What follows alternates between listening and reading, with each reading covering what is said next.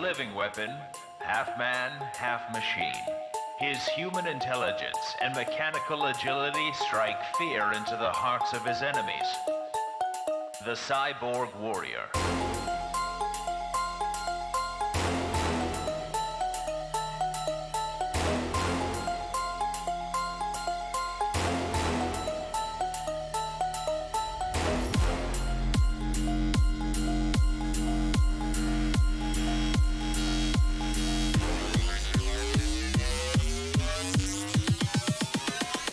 Cyborg Warrior.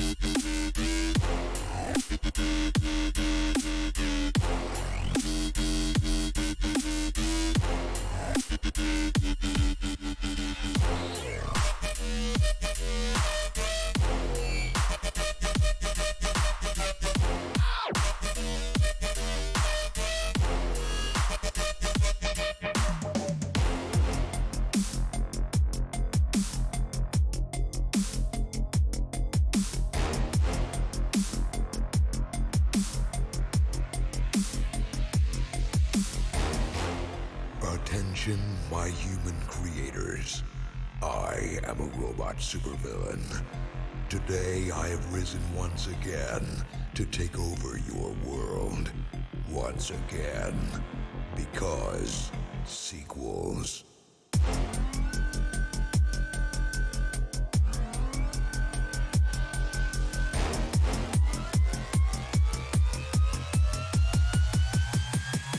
Sequels.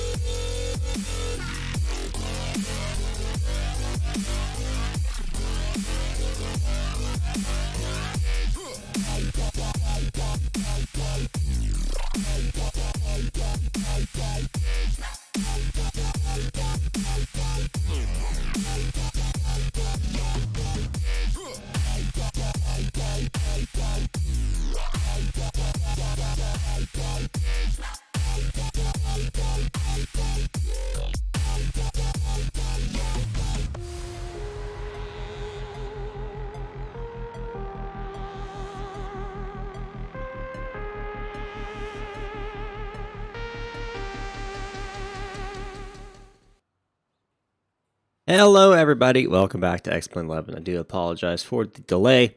I had to restart the computer because it was having an issue with my audio drivers. All good now. We are here in Salt Lake City. We'll be flying to Reno today in the Boeing 757 by Flight Factor and VMAX. So we should have a good flight today. It's relatively short. We are live on VATSIM, but we don't have any controllers here or in Reno, so we'll probably be on Unicom the entire time. But you guys will get to see some of that. All right, we're going to go ahead and get inside the aircraft. We are doing a cold and dark start today, so it will be cold and dark inside, as you can see, and we'll start it from the beginning. Let's see here. Alrighty, let's go ahead. We're going to set up a couple things here. Gate config, GPU, fuel truck, loader unit, high pressure unit, and chocks. Passengers today. I believe we're going to have the maximum that's on here, 170, and let's see, what's the cargo, well, we'll get that in a second. Fuel weight, 7,500, and my zero fuel weight is 83.5, so we got to bring this sucker up to about, there we go, works for me, 8,000 pounds, okay, works good. All right, we're going to optimize my center of gravity. Airplane, open the left forward, left back, right back. Sorry, nope, we closed those. Yep, I think that's good. All right, we're going to go to our checklist now. Go amplified, and we're going to start with our power up sequence. Going to turn on the battery, standby power to auto. Alrighty, electrical power is established. I'm going to go ahead and select external, and bus ties 1 and 2 online. Don't worry about APU. Not going to start those just yet. IRS, we're going to hit those to nav. And we're going to check our status display here. Make sure we're all good. Verify expected quantities. Again, we want to make sure that cross filling. Let's see. Let's go to maintenance here. Where's that at? In here somewhere. Maintenance.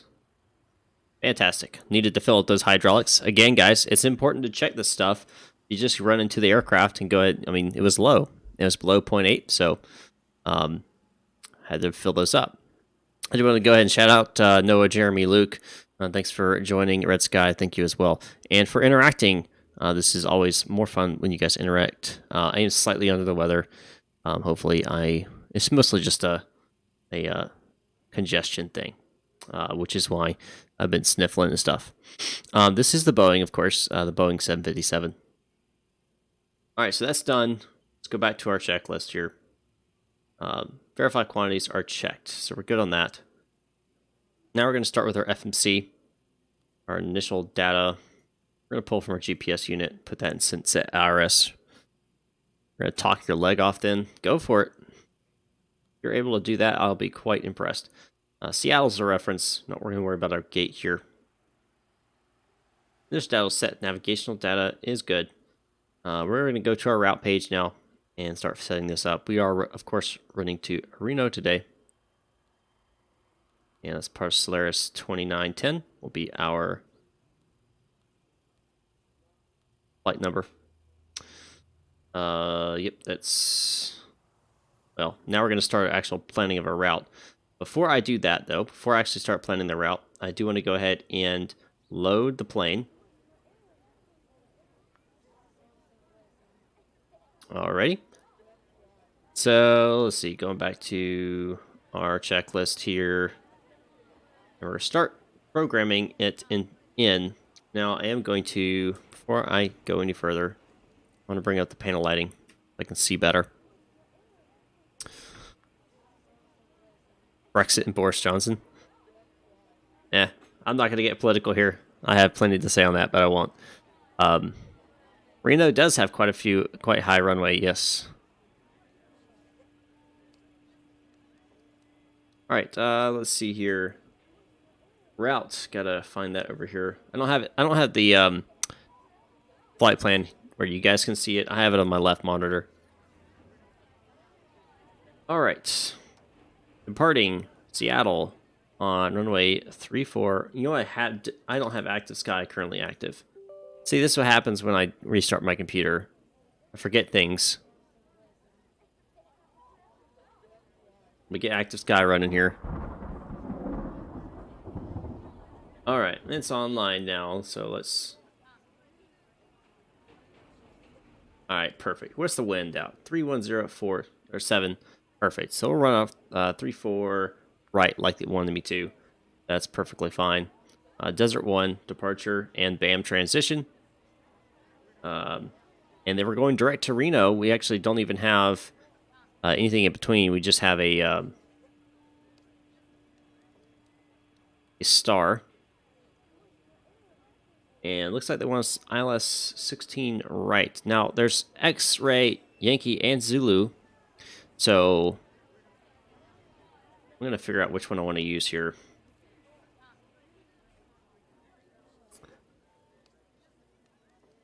Figure out which one's going to be best. I've flown the 737-700 and the 900. Both are good aircraft. All right, arrival.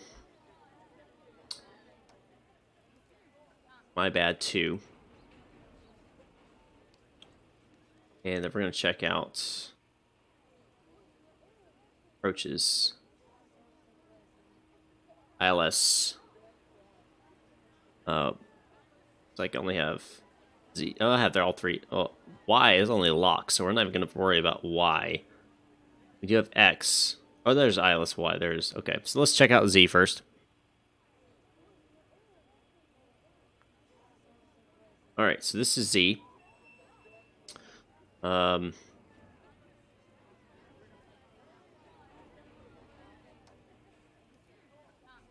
right. Let's see, where are we coming from? The north. We're going to come in. And then straight in. So I don't want to use... I don't think... Well, I guess it's got a winds, whatever. So straight in. So I could use Zulu. Let's see what Yankee gives me.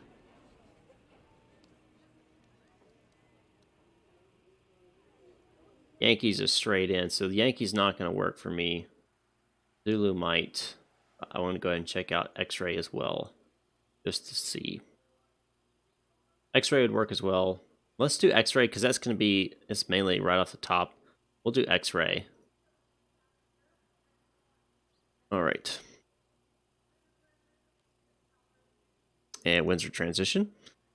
And we'll go back to our route. We're going to check this. We do have discontinuity here. Clear. Or is it delete? I think it's delete. Yeah, there it is. I chose X-ray because it had a... it was coming from that direction. So Zulu was like these loop arounds. It was a... I can't remember the term again. Of course I can't. So Zulu, you can see the majority of its routes coming in are coming in like this, right? They're coming in from, they're doing a turn and land kind of deal going on there. Even though it does have the Windsor transition, which is what I'm coming off of on my star. So I could use the Zulu. That would be fine. I can't use the Yankee because the Yankee does not have the Windsor transition, which would be right here. So I can't use the Yankee. So I could use either the Zulu or the X-ray. I'm choosing the X-ray because it's more limited and more focused to the north. As you can see, there's no turning in here. It's just straight in or from a Windsor. So I'm just going to choose that one. Again, I could choose Zulu or X-ray, but I cannot choose Yankee. So I'm just choosing X-ray off that. All right. Route and execute. Runway routing, departures, that's all set. Set. Performance data. Performance. Everything's loaded, so I'm just going to pull the information here and go up to my fuel here, see what I got.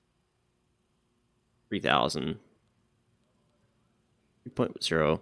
Cruising out to 340 today. Is that right? Yep, that's right. Cost index going to be 28.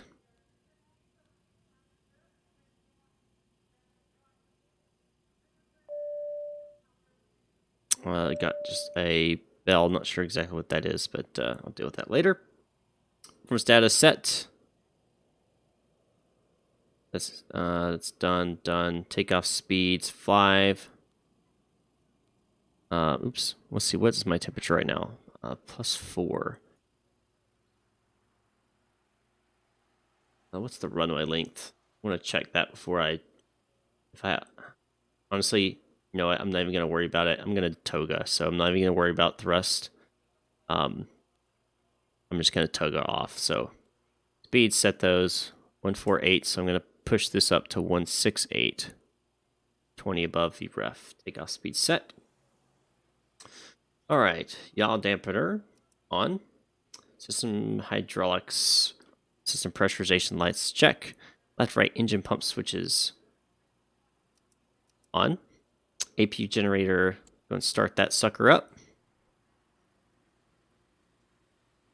And we're going to go over here as that's getting set. We're going to turn these to auto. Trim air, recyclings. Oops. Auto. Isolation, left and right engines. Automatic, this is the manual. Auto. Window heats on. PA system, welcome aboard. Ladies and gentlemen, the captain and crew would like to welcome you on board this Boeing 757-200 airliner. If you haven't already done so, please stow your carry-on luggage underneath the seat in front of you, or in an overhead bin. The flight crew will do everything possible to make your flight comfortable and enjoyable. Xplane.org, Step to Sky, and Flight Factor wish you a pleasant flight experience.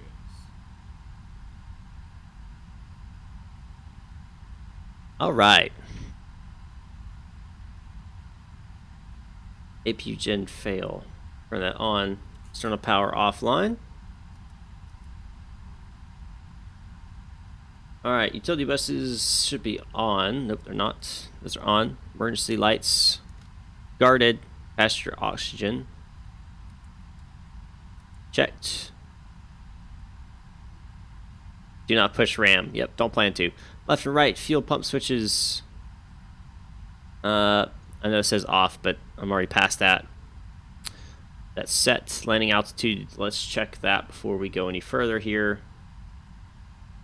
44. So we're gonna put that at 4415.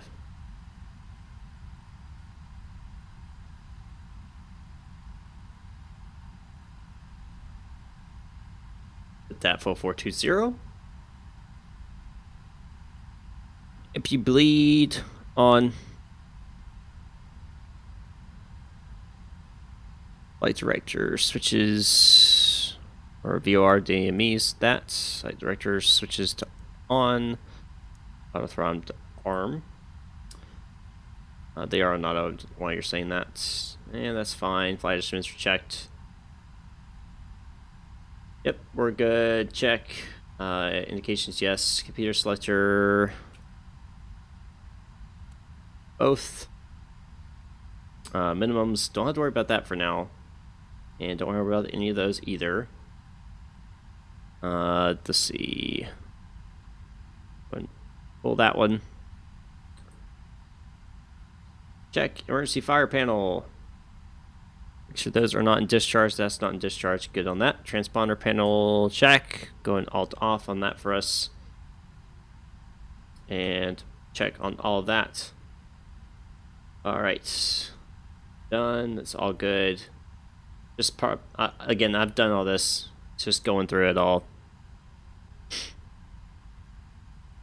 Let's see. Thrust. Yes. Yep. Initial heading. What are we going to be shooting at here? 3-4. Of course, 347. So we'll go ahead and set that. 347. Set. Go ahead and close up our doors. Rush unit goes away. Chocks. GPU. Fuel truck. Loader unit. All goes away. Back to the checklist.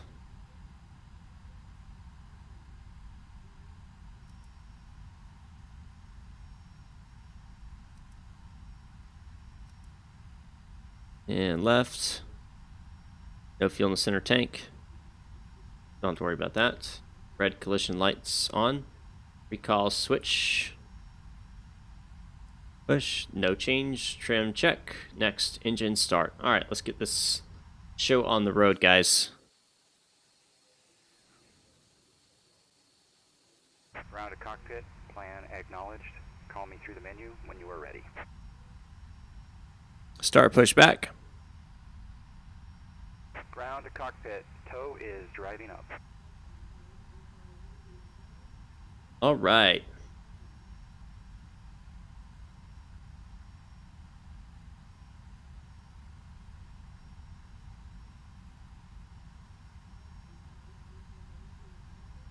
Not Reno.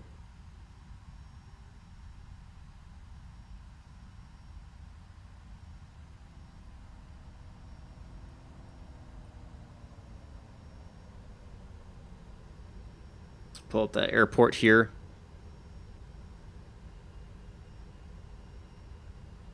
So we're gonna be pushing back. We'll be taxiing via, is this hotel? Yeah, via hotel before right. Okay, all doors and hatches are closed. Ready to connect. All right. If you're planning on doing a home cockpit, I highly recommend splurging on something that's a desktop.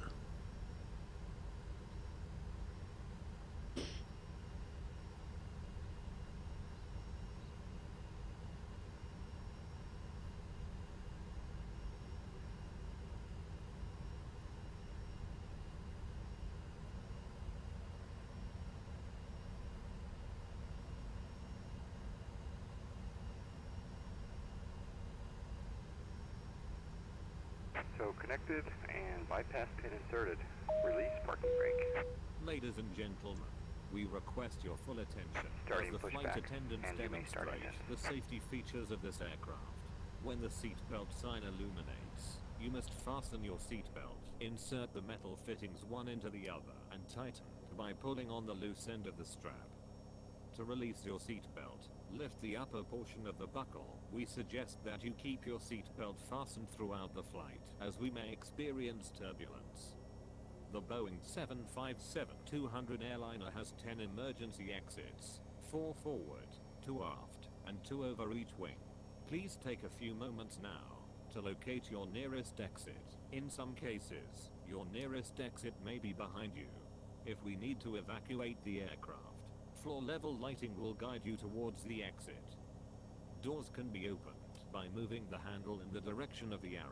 Each door is equipped with an inflatable Waiting for sponge, idle. which may also be detached and used as a life raft. Oxygen and the air pressure are always being monitored. Yeah, it's a robotic voice. An oxygen mask will automatically appear in front of you. To start the flow of oxygen, pull the mask towards you. Place it firmly over your nose and mouth. Secure the elastic band behind your head and breathe normally. Although the bag does not inflate, oxygen is flowing to the mask. If you are traveling with a child or someone who requires assistance, secure your mask on first, and then assist the other person. Keep your mask on until a uniform... Yeah, it's a robotic voice. In the event of an emergency, please assume the bracing position. Lean forward with your hands on top of your head and your elbows against your thighs. Ensure your feet are flat on the floor.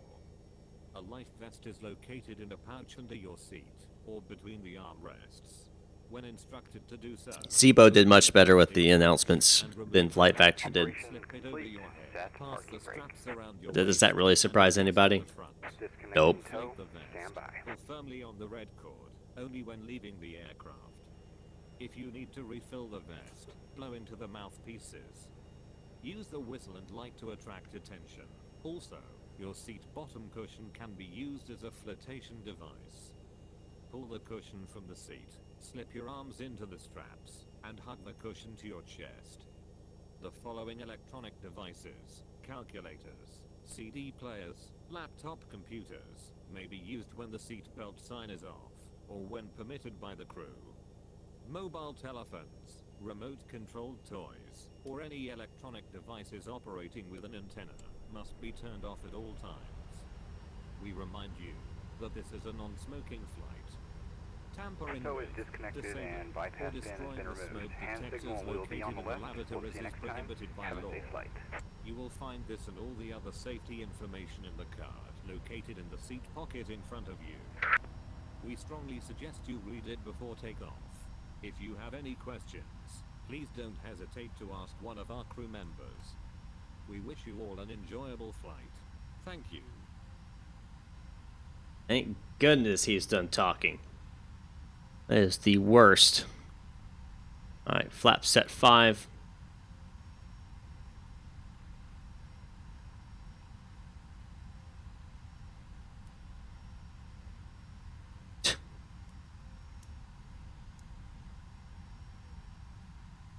Check flat controls. Full left, full right, full down, full up.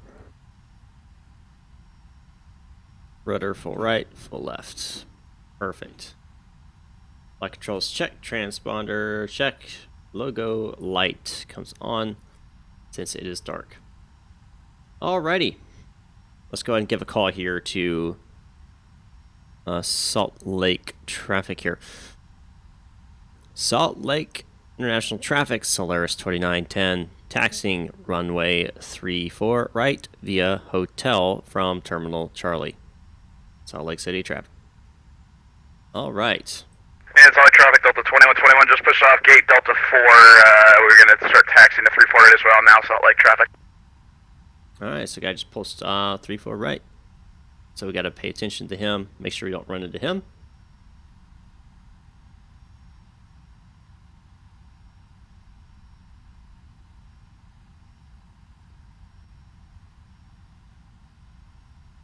Yep, it's on Unicom.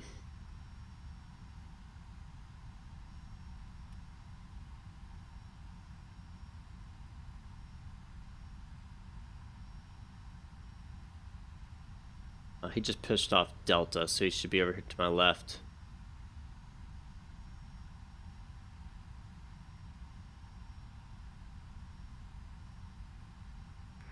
Salt Lake City traffic, Super 69er, departing runway 16 left for a southeast departure, Salt Lake.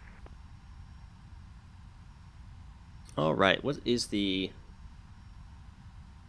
Where's 3015? That did not get set. That was not in the checklist, which is interesting. 3015.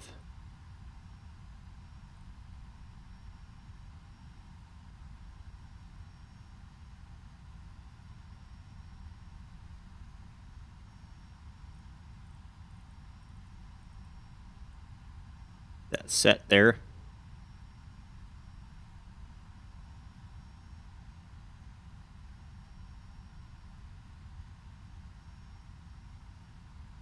An eye out for traffic here.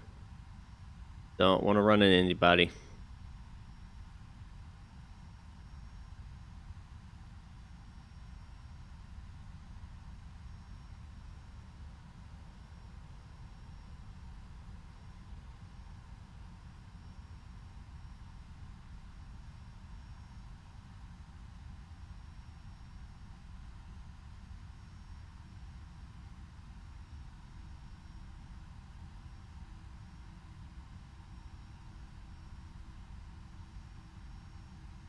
Let's check out the external view here.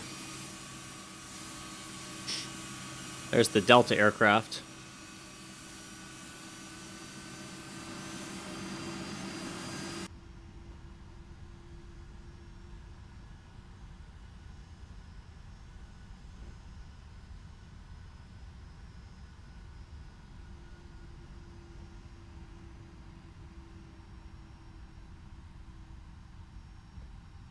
There goes that other aircraft that was taken off.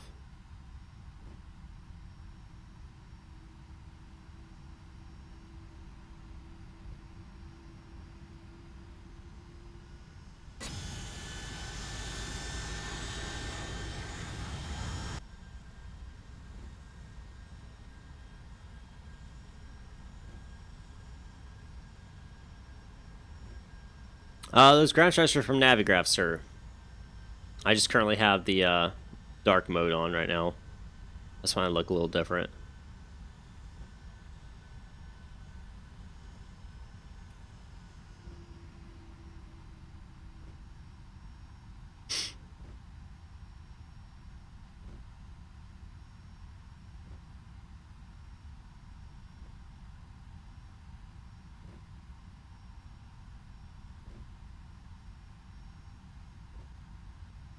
Navigraph is a fantastic plugin if you're looking for something to add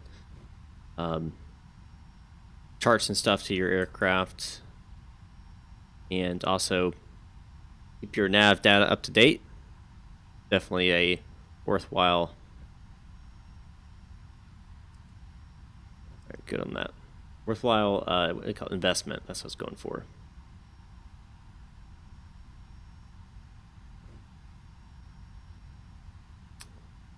Alright, almost there.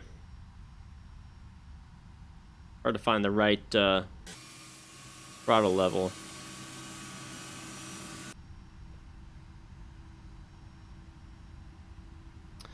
You can use SkyVector, which is an online free service. It just doesn't have the most up-to-date charts.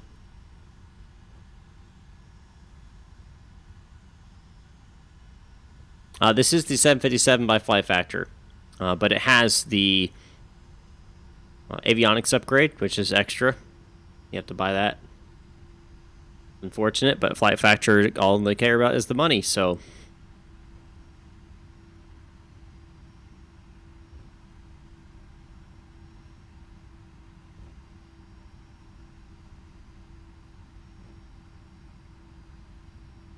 So will be the last one. I don't know. I think it's $20.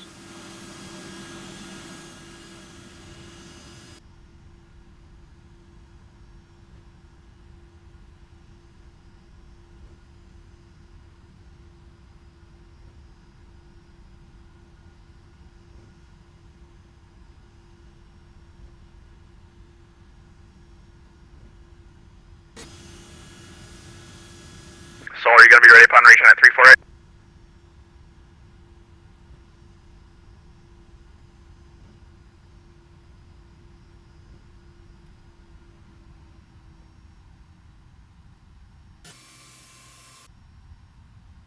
Salt Lake City traffic, Solaris 2910 departing 34 right to the west. Salt Lake City's traffic.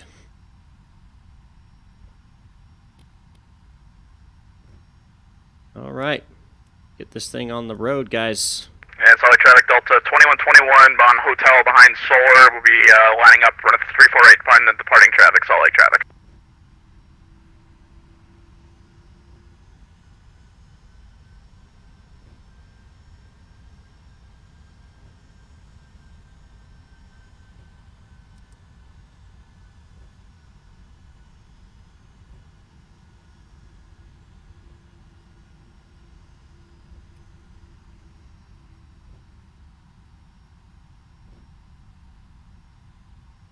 Cabin crew, please take your seats for takeoff.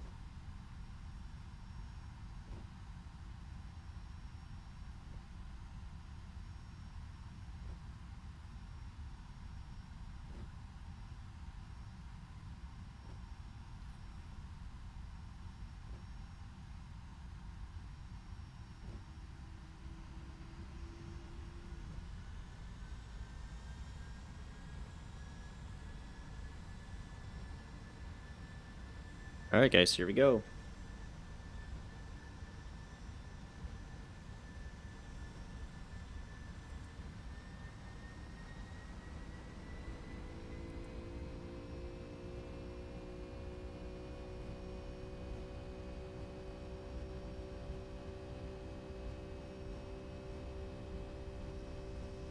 Salt Lake traffic, Delta 2121, lining up, runway 34 right, Salt Lake traffic.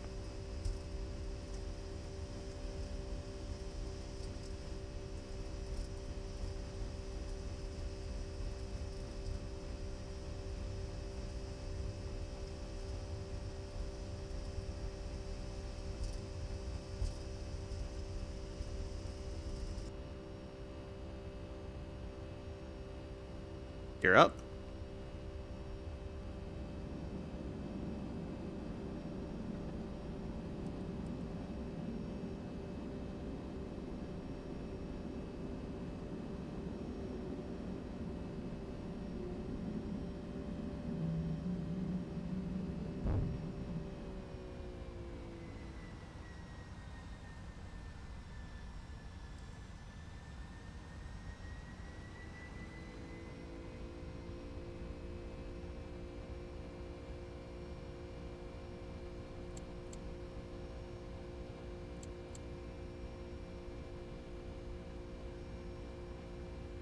Salt Lake traffic, Solaris 2910, clear 34 right, last call, heading to the west. Salt Lake traffic. Salt Lake traffic, Delta 2121, departing runway 34 right to the east on the Rugged 1 departure, Salt Lake traffic. All right. For some reason. There we go.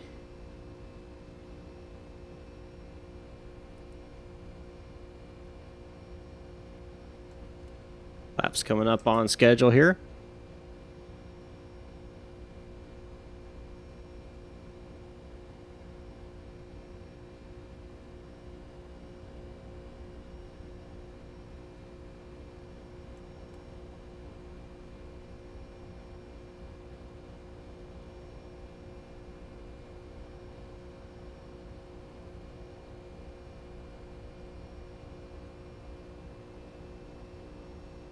Yeah. Whenever you make that call, like, so rugged one would be a SID, yes. A lot of times ATC will ask you, clear takeoff, runway 34 right, something, RNAV something, and that means you need to be flying RNAV to this waypoint. So for me, it would have been RNAV to Dirch. So it would have been, Solaris 2910. Solid traffic, Delta 2121, clear runway 34 right, climbing out of 5.3 on the rugged 1 departure, solid traffic. It would have been, Solaris 2910, clear takeoff, runway 34 right, winds 310 at 7, RNAV, Dirch. And then I would respond back, Solaris 2910, clear takeoff, runway 34 right, RNAV, Dirch. And there you go. Hope that answers your question.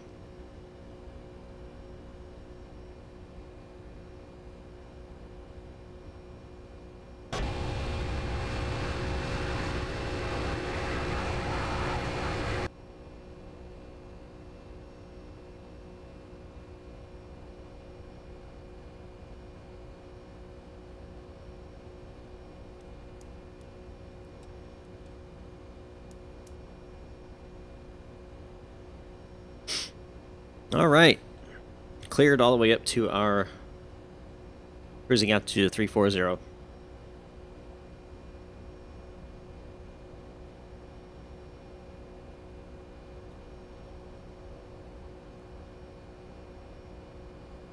Go and check some stuff here. Put on my weather radar. Let me go and turn that on here. Clear that out, and next will be Reno. Reno Tahoe International. My arrival is the My Bad arrival. The only restrictions I have is HOSME above 13 and Windsor 230 above 11, which you can see here in the chart is indeed the case. So good there, good on the FMC. We are compliant with those parts of the star, so we're good there. So no issues on that. Next speed approach. Again, we chose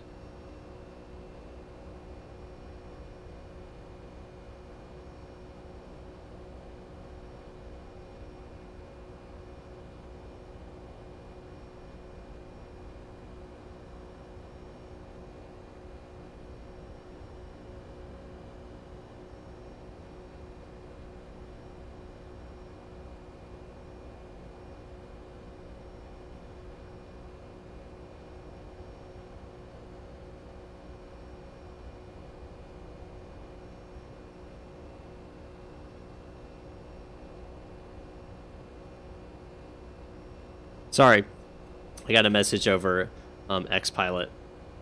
Guy wants me to come join their airline. Alright, let's see. What was I? ILS X-Ray. Yep, that's what I'm doing. And 164 is going to be the ILS frequency. Go down here. 164. 110.9er is going to be the ILS frequency on a course of 164.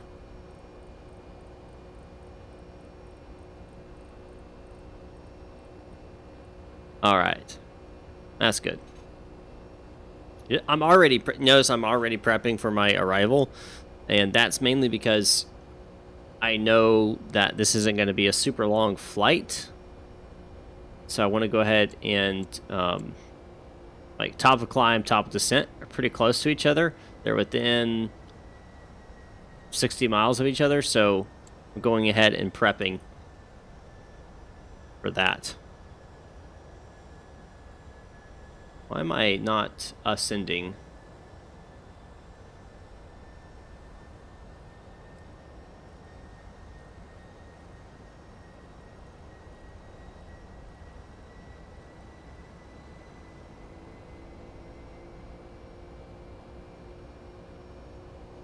That's odd.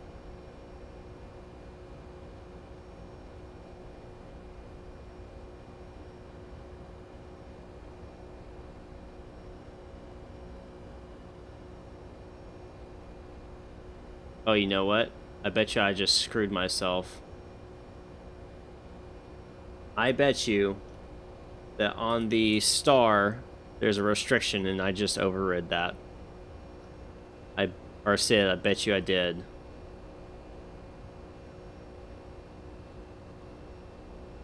Yep, that's exactly what it was. Dadgummit.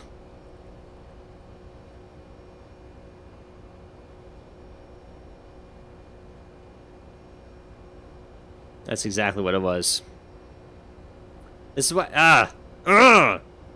always something I screw up.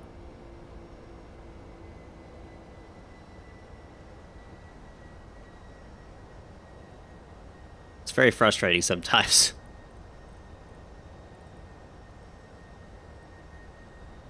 You always got to check your charts, and I didn't.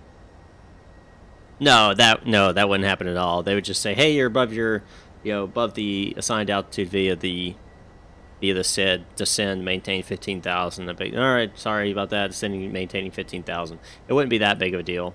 And I think the reason they have it like that is because they probably have there's an airway or something that flies over here, or there's a approach path or something that comes in around that area. So they try to keep you at that altitude to, avoid any type of conflicts. Of course, there's no one else around me right now, so no conflicts to worry about.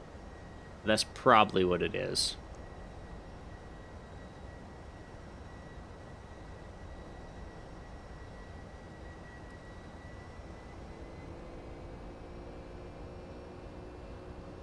Alright, continuing climbing now. Okay, let's see here. Get rid of that and that. What I do want to go ahead and set is my minimums.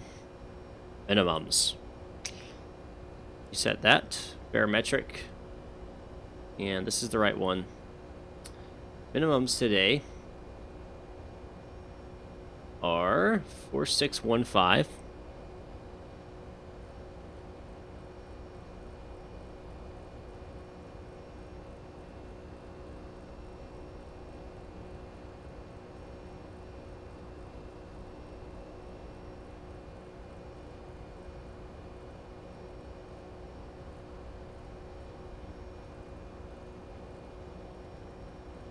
Set.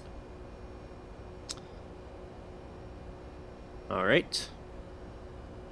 Rid of that for now. 18,000 feet, which means we go to standard. Both sides here. Let's go ahead and pull up my EFB. Go to the PA. Let's see. Ladies and gentlemen, our aircraft continues to climb. We would like to remind you that all flights of our airline are non-smoking. For your safety, the lavatories have been equipped with smoke detectors. Damaging or disconnecting the smoke detectors is strictly prohibited. On the overhead panel you will find a personal lamp, air conditioning, and a flight attendant button. The lavatory for the business class passengers are located in the front of the airplane, and for the economy class passengers, in the back and center of the airplane. For your safety, when seated, we recommend to keep your seat belts fastened, even when the fasten seatbelt sign is off. Alright, fantastic. Appreciate that.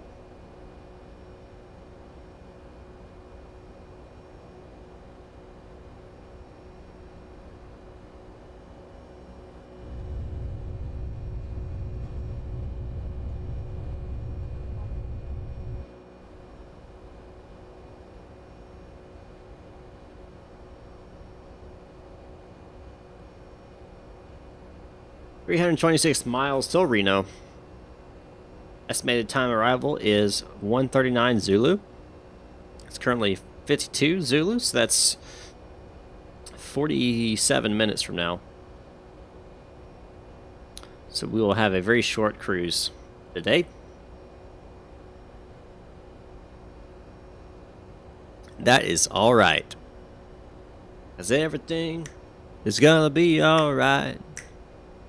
Don't you worry about a thing. There's a reason I never went into singing.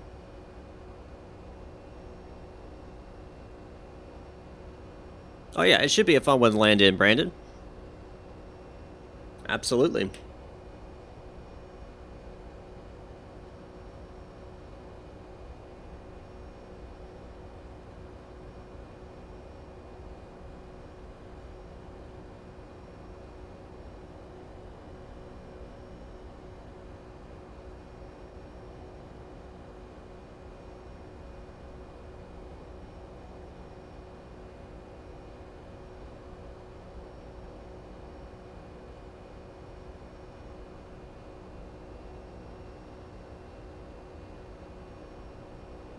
I wonder what it's like in Reno weather-wise right now.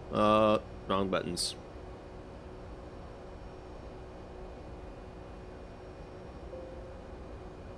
No winds. That's pretty nice. Chris, hi, Captain everyone online. Hello, Chris. Welcome aboard.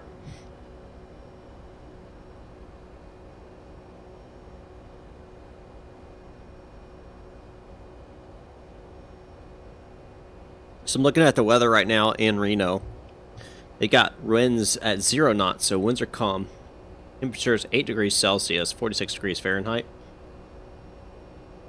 No precipitation, so no reason for anti-icing. Visibility is 10 plus statute miles, so we're good on visibility as well. However, there is a cloud layer at 6,000 feet that we might have to deal with on the approach, since that would be a relatively low cloud level for the area. Thank you, Chris. Appreciate that. Yep, you guys can for sure hit that like button down below. And the subscription as well. Hit that sub button. And make sure, guys, if you are subscribed already or are planning to subscribe, you must hit the bell notification icon. Ring that bell in order to know when I go live next. If you don't do that, you're not going to get a notification. Simple as that. You will not get a notification that I've gone live or when I upload a video. And you know me, I don't do it all the time, so you're not like you're going to get 100 different notifications every day from me. So if you have not hit that bell, you gotta hit the bell. Ring that bell so you know when I go live next. So that's whether you're subscribed now or you're planning to subscribe. If you're subscribed and you haven't hit that bell, go ahead and hit that bell. I think only 11% of all my subscribers have selected to choose to receive a notification, and I think that's mostly because people don't realize that you have to hit that bell icon to actually receive the notification.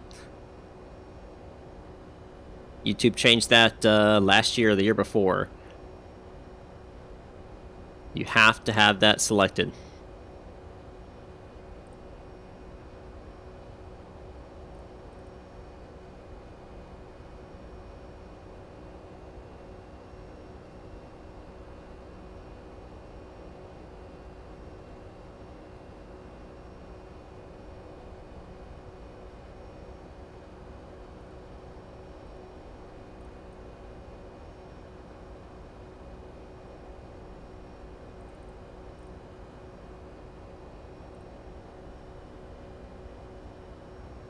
$40 miles or 37 miles from top of climb. 34 miles top of climb.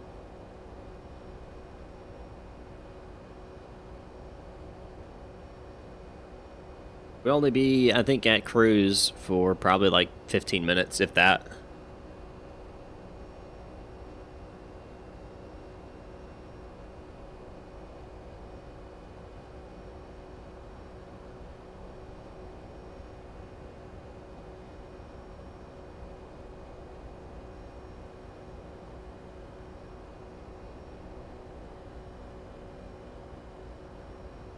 Nope, not too late. I haven't even started my services yet. Such a short flight. Probably should do that now. Ladies and gentlemen, in a few moments, the flight attendants will be passing around the cabin to offer you cold drinks, as well as a light meal. Please make sure your seats are in an upright position, and prepare your folding trays.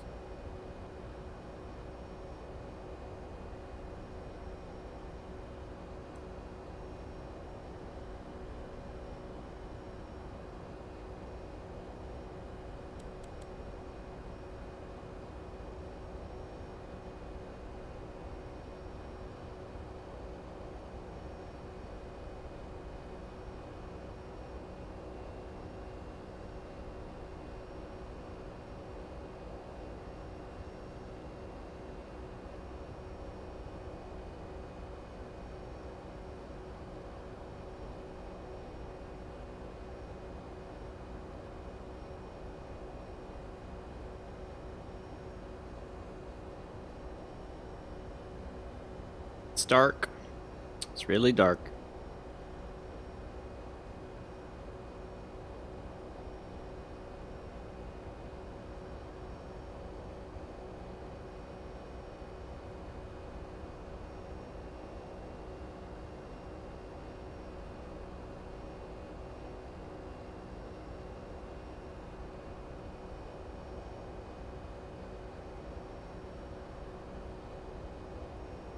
Gotta ask what?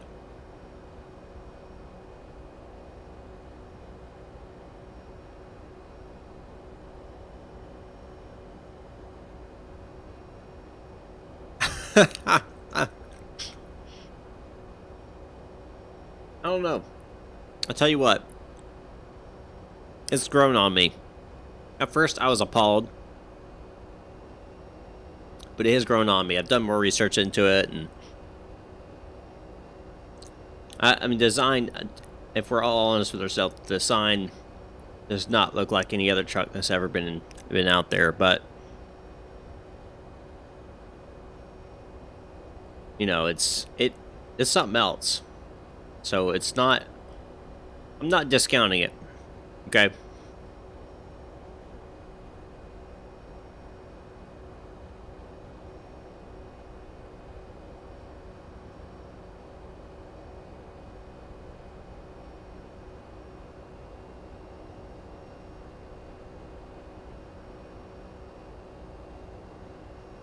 It definitely has that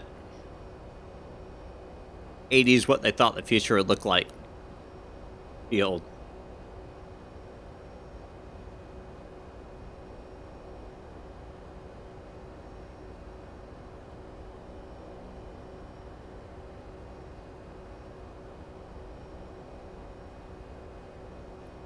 It's going to be hard to sell to, you know, people who actually own a truck to use it for like ranch work and farm work and stuff like that. Mainly because it doesn't have the option. You couldn't put a fifth wheeler on it.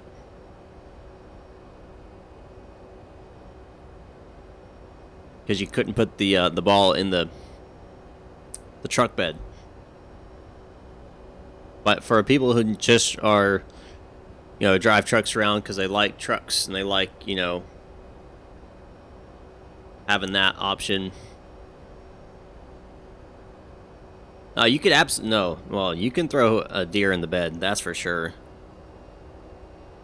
It's actually larger than most beds out there, even the extended ones. So you can definitely throw crap in it. It's just you wouldn't be able to hook up a fifth wheeler.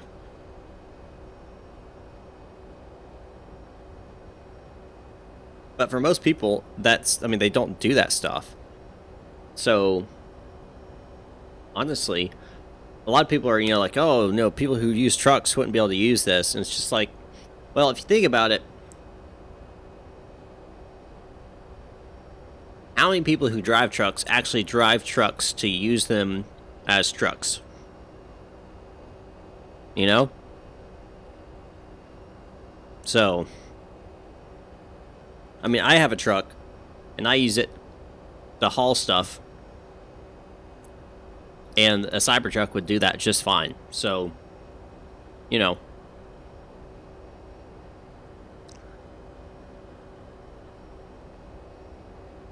Well, I'm not even ruled. I mean, I carry stuff to and from, like, Home Depot and stuff when I'm doing my home projects. But I could absolutely fit it in there. It's honestly, the only people that wouldn't be able to use it for, as, you know, what they're currently using trucks for, is going to be ranchers and farmers who need the option of putting that fifth wheel on there, which, you know, puts the ball right in the middle of the center of the truck, so right on the axle, so it can take that weight of, like, that long horse trailer or long flatbed or something like that, because you wouldn't be able to turn because of the high sides. So that's the only people you're going to be discounting. So it can still fit the mainstream of truck, it's just not going to fit everybody.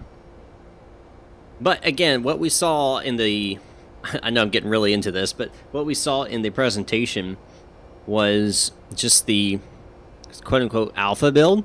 So I would not be surprised if there were some minor changes to the the back end, or some type of like add-on that you could put in there that would allow for a fifth wheeler or something. Maybe the sides fold down, or you can take them off or something. Captain Reynolds, absolutely, man. The 757 is a fantastic aircraft. All right, we're top of climb.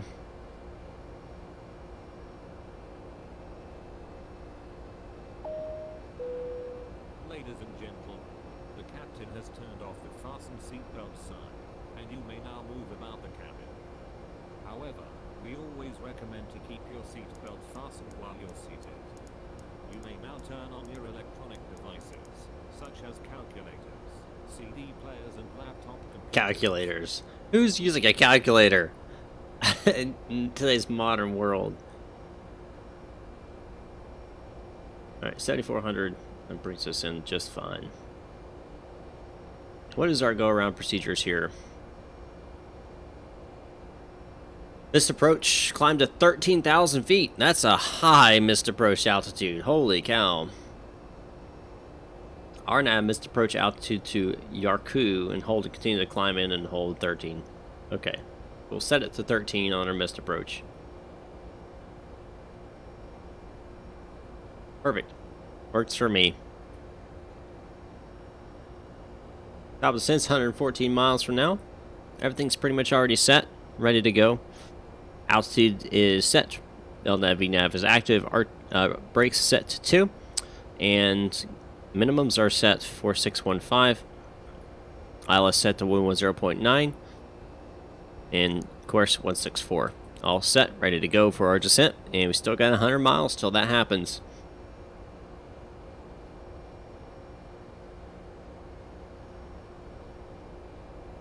You guys have any questions about this aircraft or other aircraft I fly, be sure to ask me.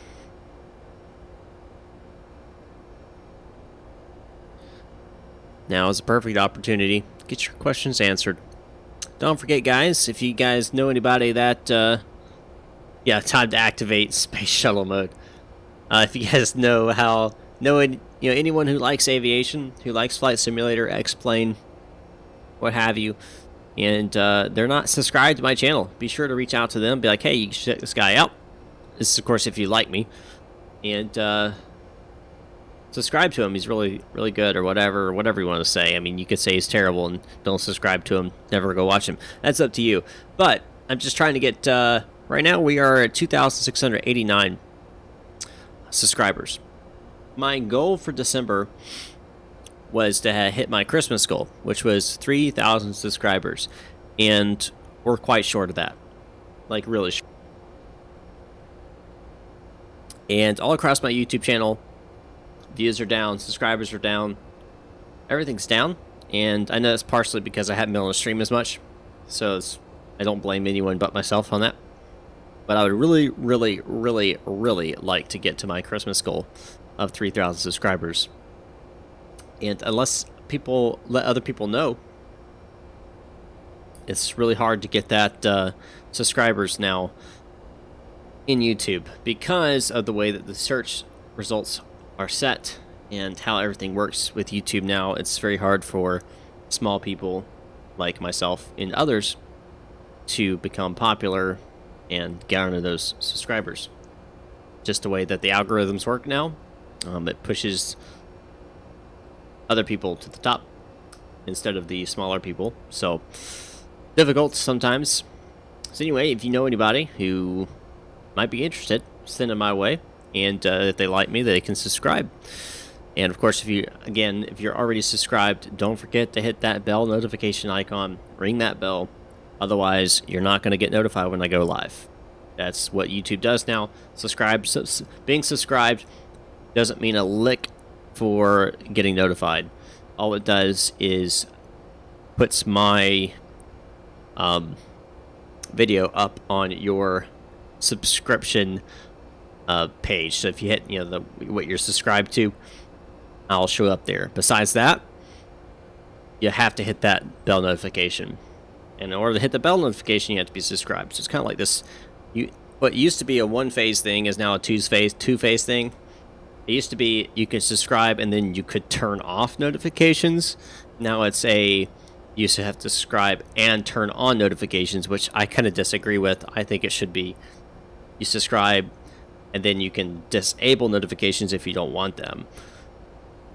Because what it is putting more work on y'all to have to go in there and select subscribe and whatever, and then select you want to receive notifications. And anyway, going on a tangent.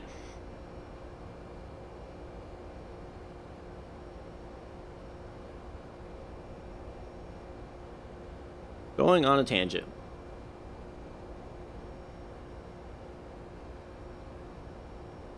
$200 miles to Reno.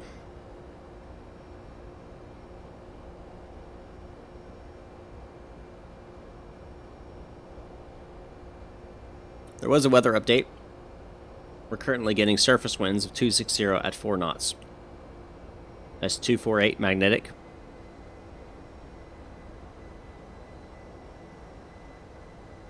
So we might end up having to change. Right now it's under 5 knots, so it's still, we can stay with where we are. But if that changes, we might have to change our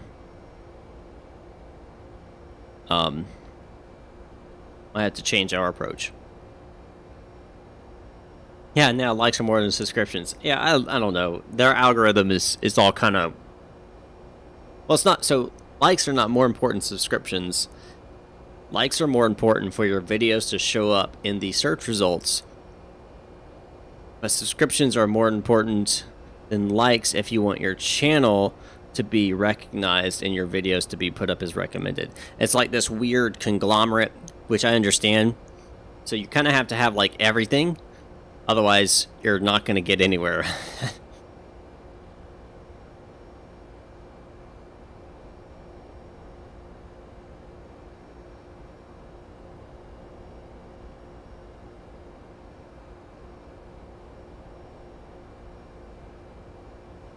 So likes are more important for individual videos. Subscriptions are still more important for the channel.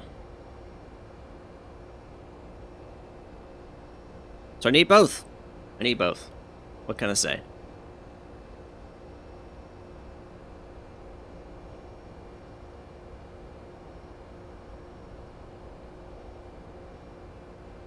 Alright, we're getting close to top of descent here. 68 miles to go.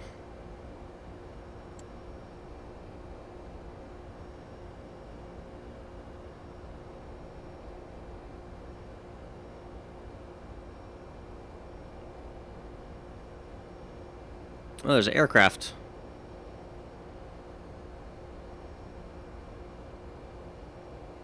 He did not show up on TCAS. TCAS is active for me. He did not show up on TCAS.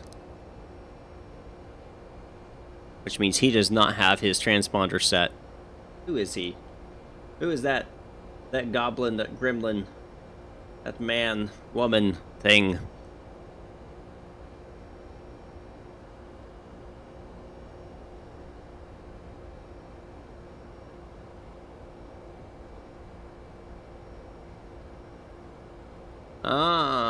Pacific 19 or Pacifica 119 Delta is a Boeing 747. He is heading from San Francisco to Schiphol. Wow, so he has a long way to go. A long way to go and a short time to get there.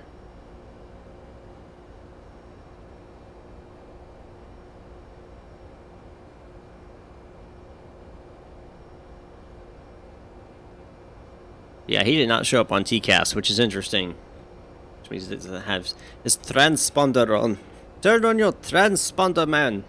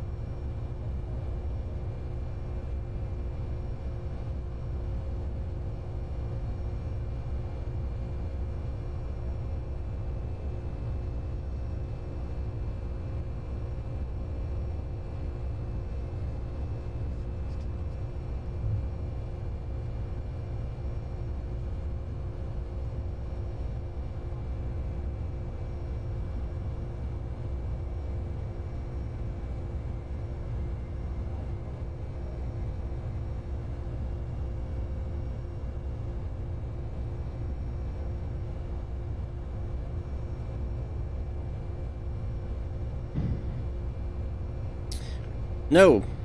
Or at least I haven't.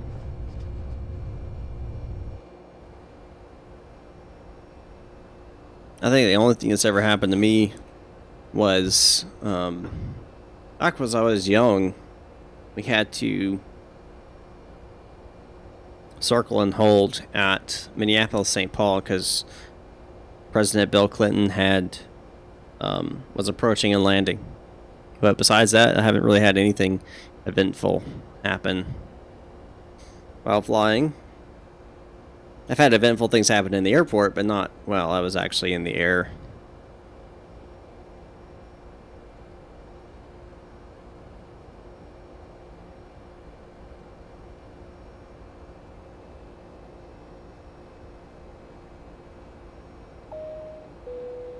Ladies and gentlemen, as we start our descent, please make sure your seat backs and tray tables are in their full upright position. Make sure your seat belt is securely fastened, and all carry-on luggage is stowed underneath the seat in front of you, or in the overhead bins. Please turn off all electronic devices until we are safely parked at the gate. We hope that you found our flight enjoyable. We would like to remind you that cushions and blankets are to be left in your seats. Thank you. Yeah, I've seen Air Force One several times. That's what I'll say. I've seen it several times. And Marine One, I've seen both of those. All the presidential. I've seen all the. Let's say I've seen all the presidential aircraft.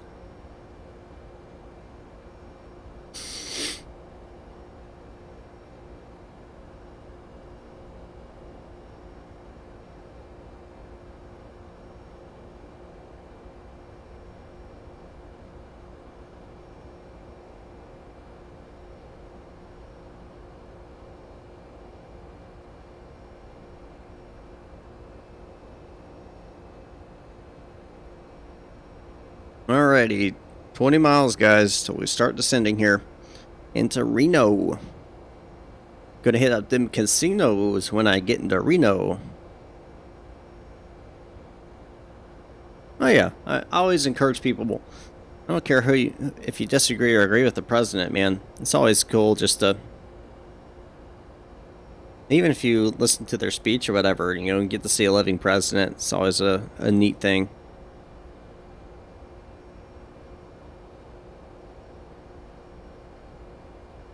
Alright, less than 20 miles. Here we go. We're getting there. We're getting there.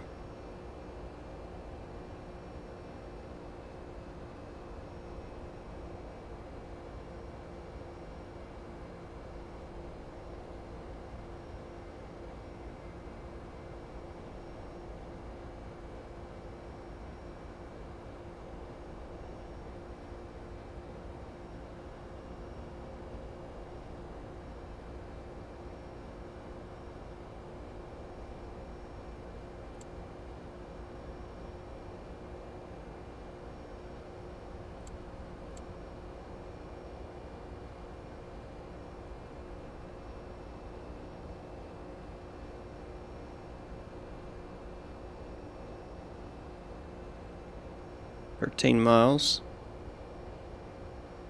12 miles.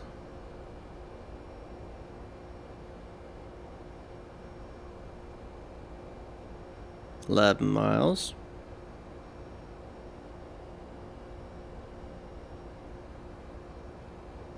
10 miles. Hey, hey! Welcome aboard, sir.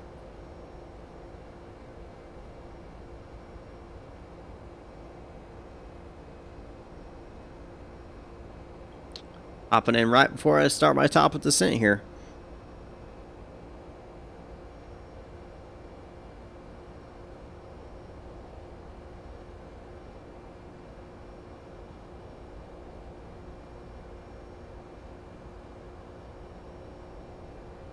No problem, Mexican. Absolutely fine. Sounds like a interesting job. 700-gallon fish tank.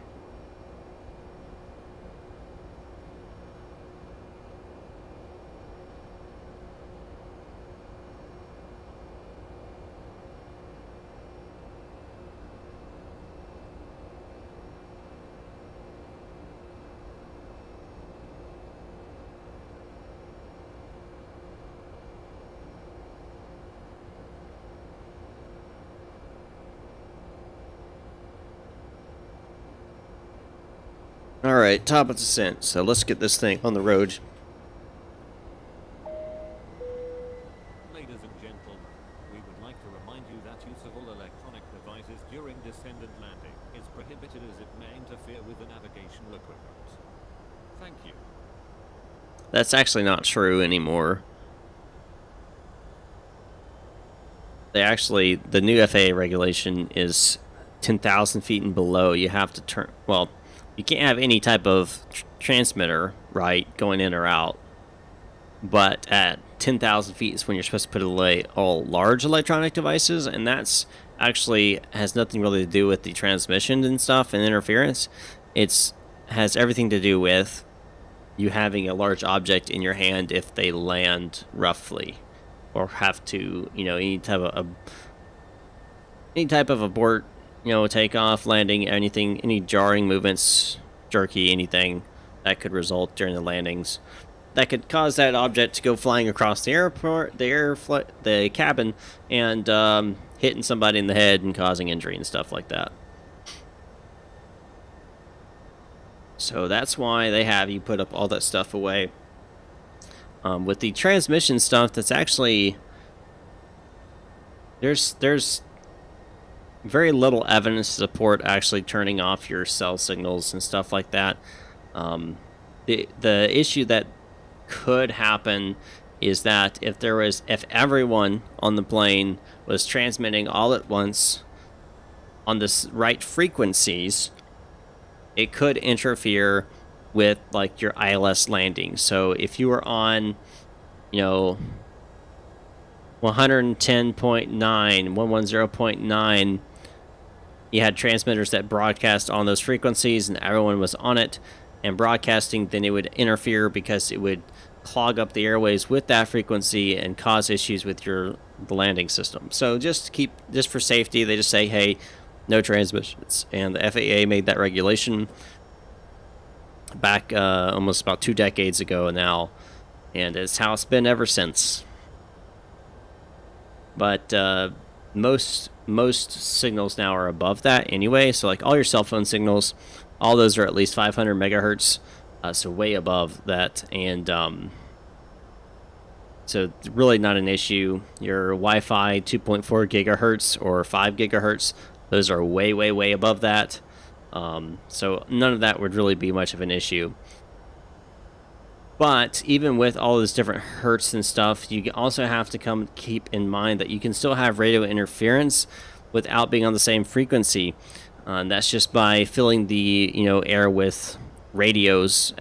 Any type of radio waves can cause congestion and can break up signals. So if it's almost like it's actually a type of jamming that you use, is when you just broadcast out a bunch of radio signals at a bunch of different frequencies at really high amperages, can actually cause jamming of signals. But even with that, like, no one's phone is going to be able to really do that. You're going to have some pretty high ampaging behind that. So, but just for safety's sake, just so they don't ever have to worry about that ever happening, anything like that, they just made that regulation to keep everything, safe and so forth. But anyway, there's your little lesson of today about radio frequencies and why the FAA decided to make that a regulation.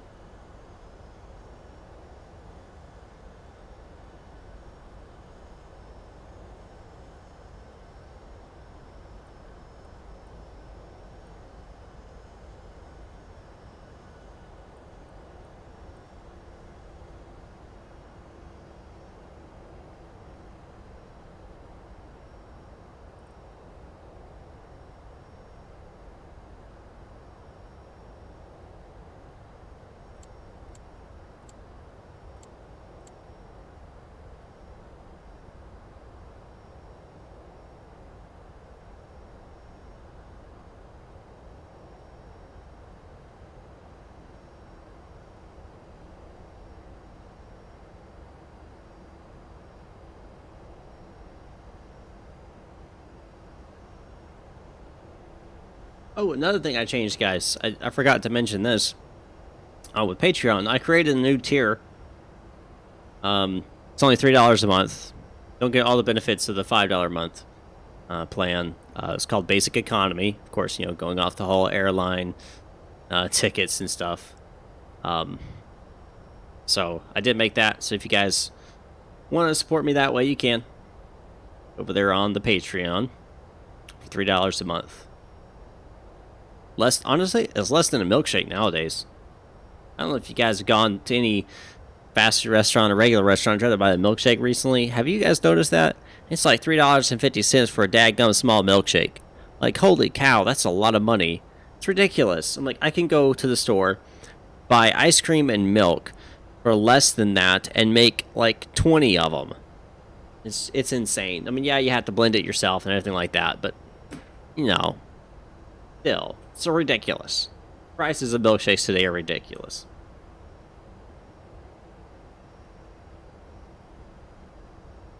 Scott, you had a tanks years ago. Oscar's African chichilids. I think that's how you say it. When I had an aquarium, I had turtles. That's what I did. I mean, I had some fish in there. I had some can't remember what they were called. They're like small little catfish that helped keep the tank clean, basically. Bottom feeders kept everything, all the algae and stuff clean. But I had turtles, different types of little turtles in there. Red stripes, something, and then like we had a couple sliders in there. Anyway, so yeah. The more you know.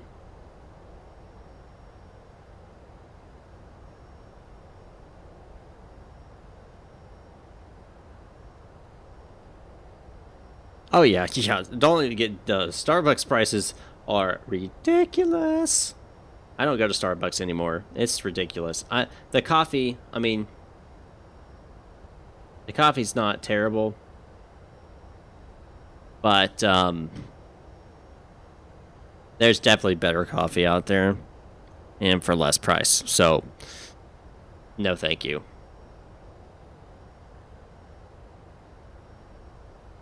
No, thank you.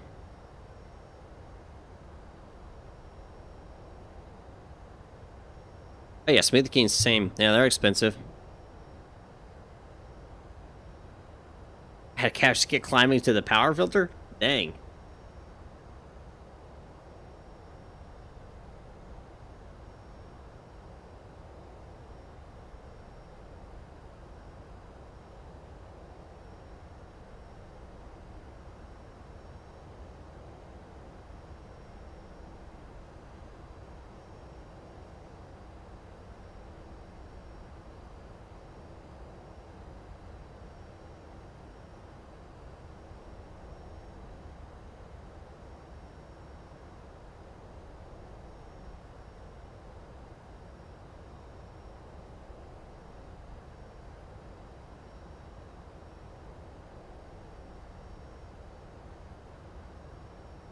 Are about at 18,000 feet, which means we transition our altimeter from standard to the actual altimeter in Reno, which is currently 3019.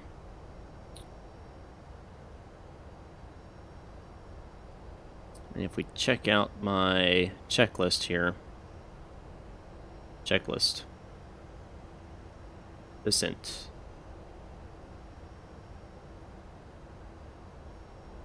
Radio set, landing flaps selected FMS. Go ahead and select that. We're gonna do 30.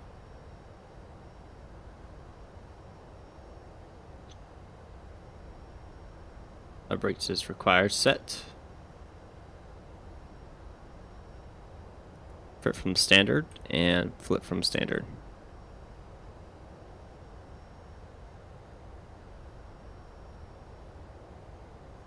Queens, yes, yes, yes. It is raining like crazy in the Northeast right now.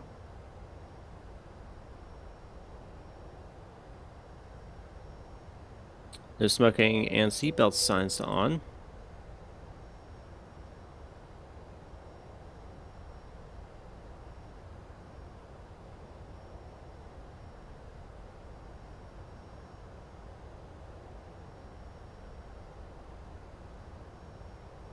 Rain there tonight and snow tomorrow. You know what that's going to make.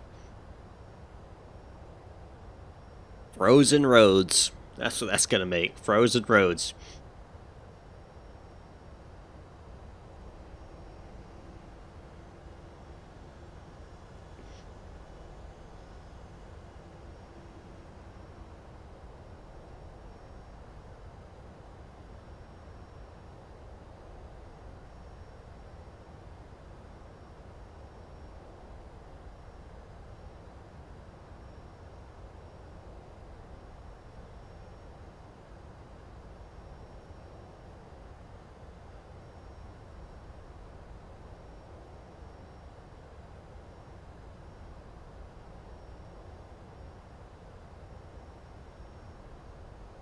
I live in Alabama, so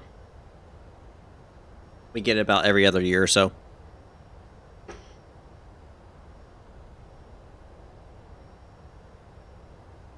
Last year we got 3 inches, I think. That's the most we ever got.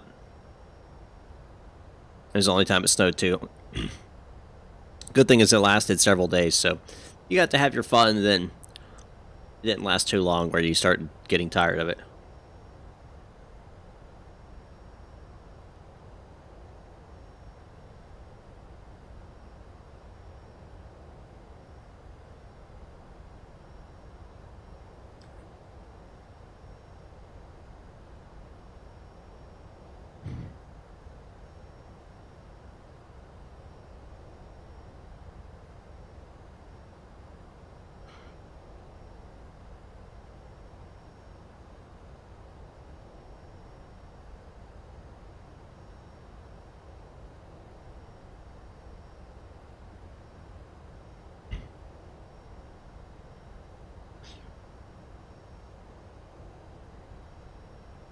Reno traffic, Solaris 2910 descending through 14 for the My Bad 2 approach, ILS 13 right.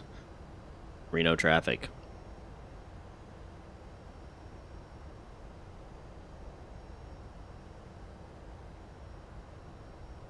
Correction, Reno traffic, Solaris 2910. We're going to be ILS on 16 right. ILS X-ray 16 right. Reno traffic.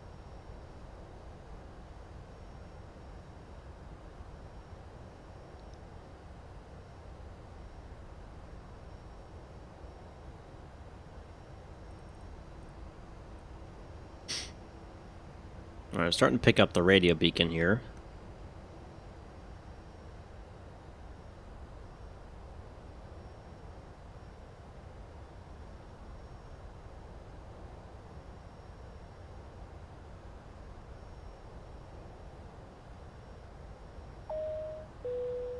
Ladies and gentlemen, in a few minutes our aircraft will land at the destination airport. For your safety, we ask you to remain seated until the aircraft comes to a complete stop and the fasten seatbelt sign is turned off. When preparing to depart, please make sure to take all your personal belongings with you.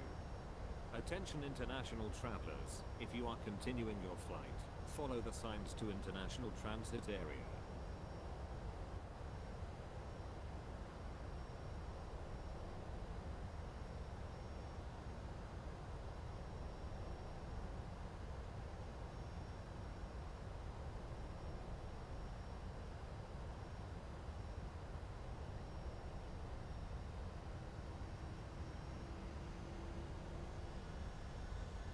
All right.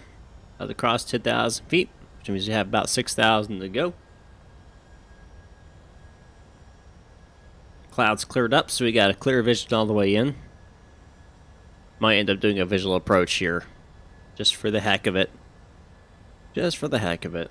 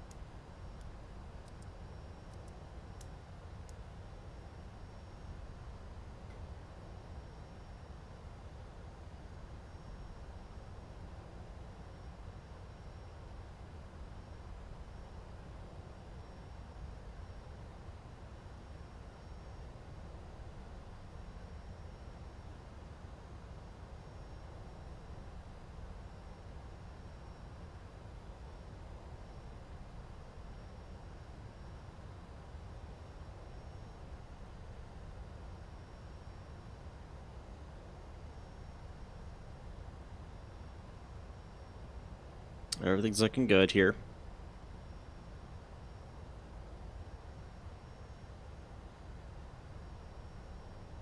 Tad fast. Get a little bit of speed brake on that.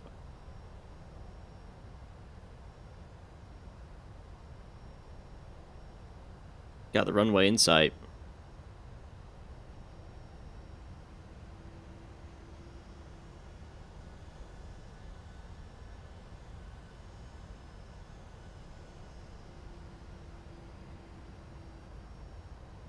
The bumpy turbulence right there.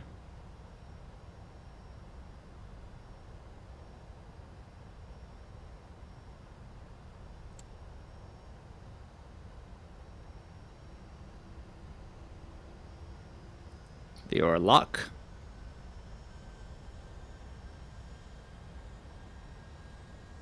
Reno traffic, Solaris 2910, long final, runway 16 right, Reno traffic.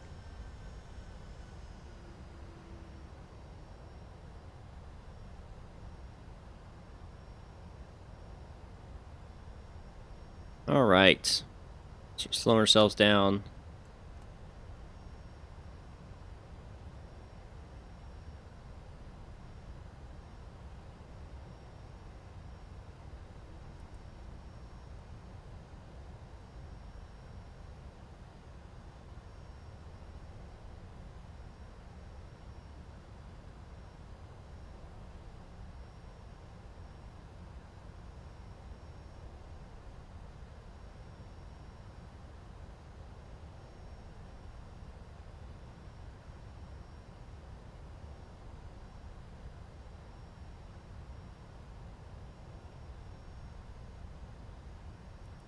Arm the approach.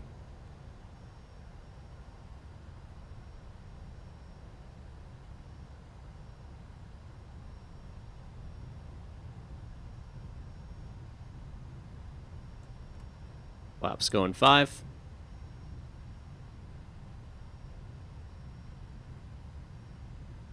Terrain.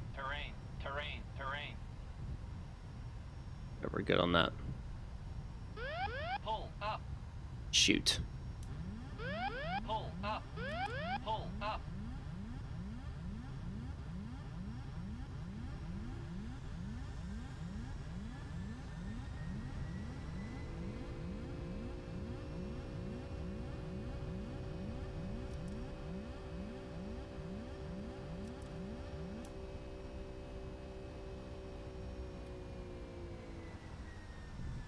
All right, that was fun. Always something, isn't there? Go around set 13. Going for 16 right here. Start dropping down. Getting bumped around a lot up here.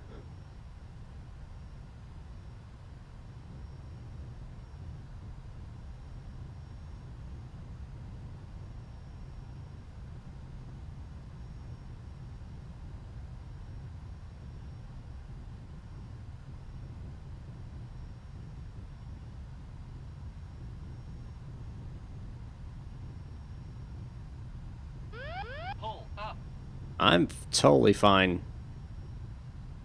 I don't know what's going on with this terrain heating. It does not seem right. So I'm just going to ignore that.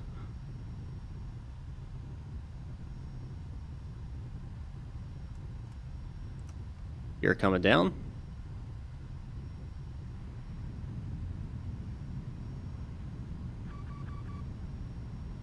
I know the speed brake's extended. Going for about 130 knots here. 1,000 feet. Misapproach altitude is set. That's coming all the way out.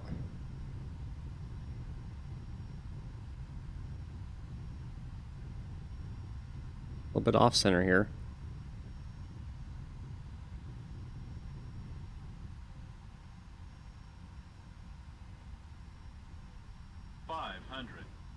Five hundred feet.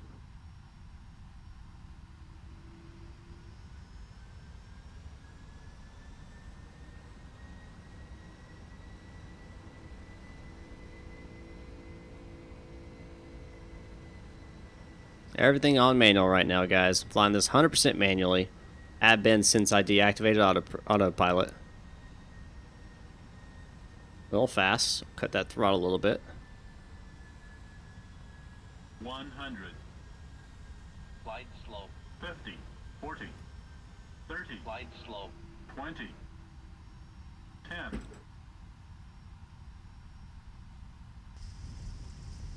Reversers out.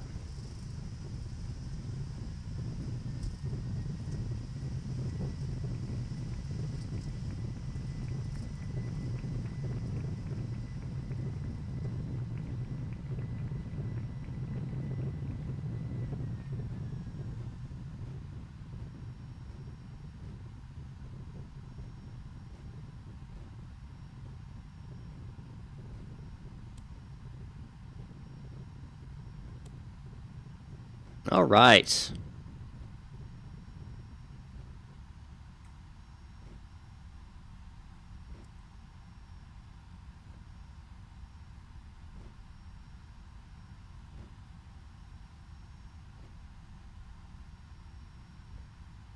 Reno traffic, Solaris 2910, clear runway 16 right. Okay. Fantastic. Bring up AviTab here. And let's check out that airport. Alright, so we need to taxi all the way up via Alpha back to the terminal here.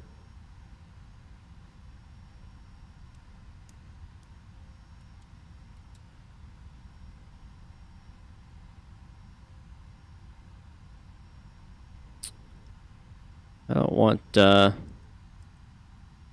don't understand why that's still showing up. Terrain is, but okay.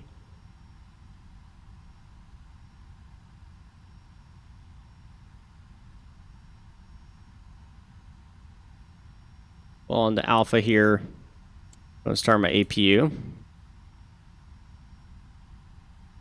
And we'll take it all the way up to the terminal. Of course, once we get parked up at the terminal, we'll check out that landing. See how I did. With having an issue with my terrain getting called there. Now, just so you understand why I did what I did. So whenever terrain gets announced, you automatically disengage autopilot, you increase throttle, and you climb. It does not matter if you think that it's messing up or whatever. There can be instances where you can't see the terrain, and it's telling you, hey, there's terrain there. You're going to hit it. Terrain, terrain. You heard that. It was saying terrain, terrain, terrain, terrain. It was saying you've got to move. So in those kind of instances, you have to respond to that. You cannot ignore it. And I didn't. I automatically disconnected autopilot, increased throttle, and climbed. It caused me to be high on my approach, but it's better that than smacking into something and killing everybody on board. So, you know. Ladies and gentlemen, we welcome you at our destination. The local weather is very nice. 9 degrees centigrade. The local time is 5:40 p.m. That's okay. For your safety and comfort, we ask that you please remain seated with your seatbelt fastened until the captain turns off the fasten seatbelt sign. This will indicate that Reno traffic, Solaris 2910 to arcing to taxi to the terminal via Alpha. Reno traffic. Belongings you may have brought on board with you, and please use caution when opening the overhead bin. Yes, and losing Solaris money. May have shifted around during the flight. If you require departure, I have never crashed please remain in your seat until all other passengers have flying a Solaris flight, and I do not plan on changing that. to assist you.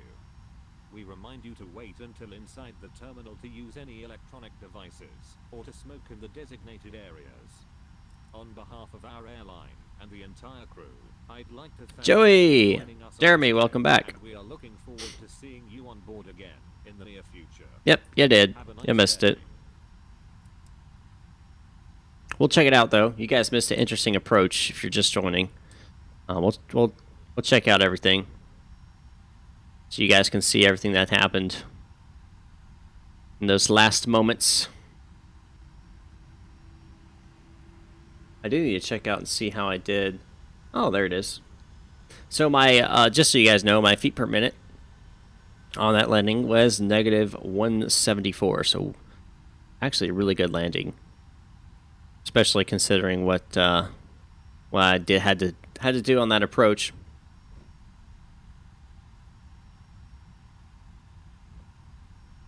Don't forget, guys, if you're new, hit that subscribe button, and even if you're not new, hit the bell notification icon so you can get notified when I go live. Otherwise, you won't get notified. YouTube does not notify you unless you have rang the bell, so to speak.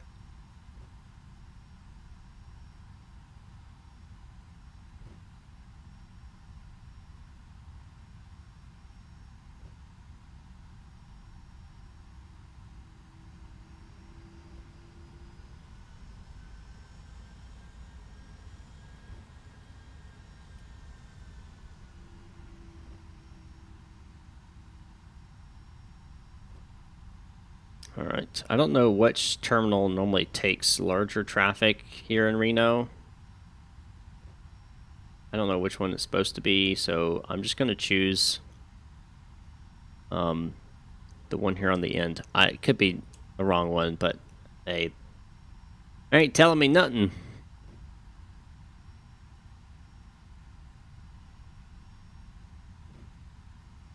Thank you, Joey. Appreciate that.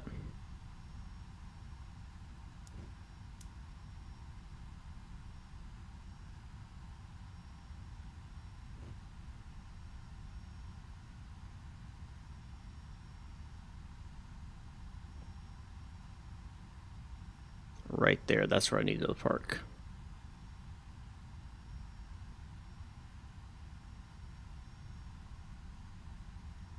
Alright, that will do right there. Park that up. Alright, let's go ahead and disconnect from VATSIM here. And let's check out that approach and landing.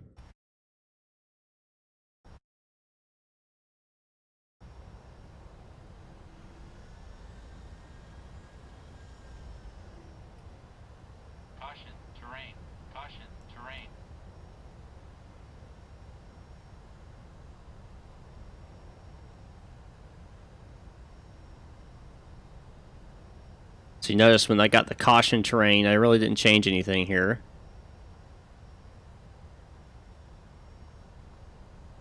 See if it gives me, I mean, you guys heard it, it started squealing terrain, terrain, terrain, terrain.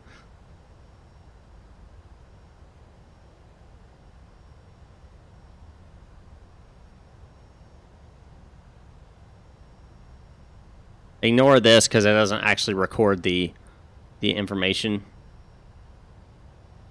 Waiting to hear that terrain, terrain screaming that it did for us. I hope it actually does it because it was getting around this area.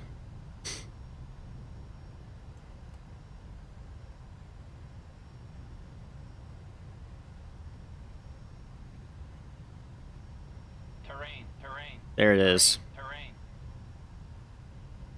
Even though I can't see, and I was totally clear. I mean, I was clear. Doesn't matter. You hear that thing? Disengage autopilot, throttles up, pulling up.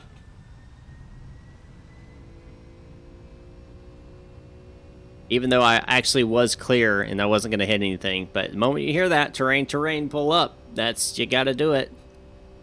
You got to do it. Man, it's been blown all over the place. Then when I was clear, kill throttle, started going down, and pulling that auto brake. This is replay, man. This is just a replay. I was just showing you what it was on the final approach that made everything a little wonky. Caution, terrain, And terrain, pull up, terrain, pull up, terrain, pull up, terrain, pull up, terrain. Wonder why it's giving me that there too. Terrain, pull up, terrain. That's interesting because it's totally clear. So I think there's some little screwy with the terrain stuff on that. Because I didn't get a terrain warning right there. So, anyway, you guys know what time it is. time for me to head on out.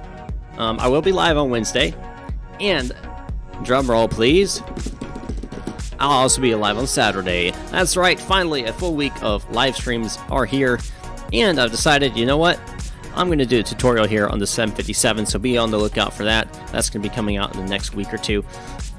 Don't forget to share this with all your friends and family so they know that they can come watch some awesome streaming over here with some Explain 11. And they can subscribe. Help me get that Christmas goal, guys. Anyway, don't forget that you can become a Patreon over patreon.com/MBMFlightClub. You can donate as little as $3 a month over there and be a part of the flight club there. Some cool rewards are on the way, including a neat little badge that's going to be coming out here soon. Anyway, you can check me on Discord as well. Free for everybody. Go on and hit that up. See you on Discord. And I'll see you guys next time up in the sky.